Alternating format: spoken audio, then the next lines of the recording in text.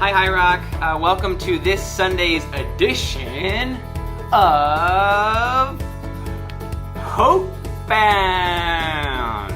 My name is Marcus, and I am a former pastor with Highrock Haverhill, which still feels very weird to say. I will spare details, but know that I am with you. This season has been a season of grief, of being annoyed with Zoom, of spending way too much time watching way too much movies and reading books, and sensing the weight of financial fears and chaos at our jobs. Currently, I am one of 11,000 people at a software consulting company based out of Atlanta, and COVID has forced real financial tension on not only my company, but on my entire industry. In my day-to-day world, I was affected because my department merged with another department in order to help cut costs. Naturally, in that process, we were given a new upper-level manager. And believe it or not, one of the first things that my new manager did was to organize what he called a Be Real meeting. In the meeting, he invited our newly formed 200-person department to an open mic video conference to discuss the topic of racism, a topic that was dominating all of our personal discourses, but not our professional one. Holy cow, guys. I read that email invitation 3 times over, and I admit that I laughed at first. We're going to talk about racism at work over teleconference. And if that's not enough, it's going to be open microphone, unscripted, with 200 people around the world contributing to said conversation.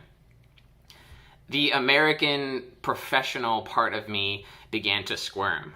Those of you who work in the corporate world, you know we are really good at creating insulation in those worlds, right? Focus on the work, make the client happy, stay professional, and whatever you do, do not talk about what's happening outside the job, in the real world, in our personal lives. In a job in which we spend so much time talking about what's on our screens instead of talking about one another, this call was going to be an absolute disaster. But I must confess, now on the other side of the call, I stand corrected. We all got on the call. My new manager didn't force anybody to share. He didn't put anybody on the spot. He just left a microphone open.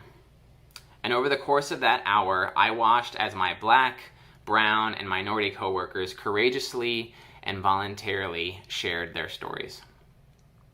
I was shocked by their stories. These are people in the same job, the same line of work, the same meetings, and yet their world is more difficult than mine, life-threatening even, partially because of the things that I do and the systems from which I benefit. That call, I experienced real hope within an environment that does not normally give me hope. Corporate America. And on one hand, as a Christian, I have had to spend time repenting for this. I am rebuked by this. I am rebuked that this conversation happened among my corporate relationships, yet it is still not happening among many of my Christian church-going relationships. That hurts me. And sisters and brothers, we need to do better here. On the other hand, wow, I am so grateful that that call happened. I am grateful, I am challenged, I am humbled by everything that was shared by my coworkers. You know, racism is a sin that I have contributed to. It is one that I will continue to contribute to over and over again before any sort of real redemption occurs. The problem was, and it still is, here with me first. Don't get me wrong. Healing and sanctifying the sin of racism, it will require more than teleconferences at our jobs. As Bryn mentioned last week, we can't just talk about the mold, right? We have to get into the mold. We have to rip things apart. We have to scrub it down. Conversations, they are nice and they allow each other to feel heard, but they are not going to fix problems on their own. We have many prayers of repentance yet to pray. Prayers that maybe we first need to be taught how to pray. But that day at my job, over an open mic teleconference, of all places, I saw something that looks like hope shine through, and I wanted to share that with you all this morning.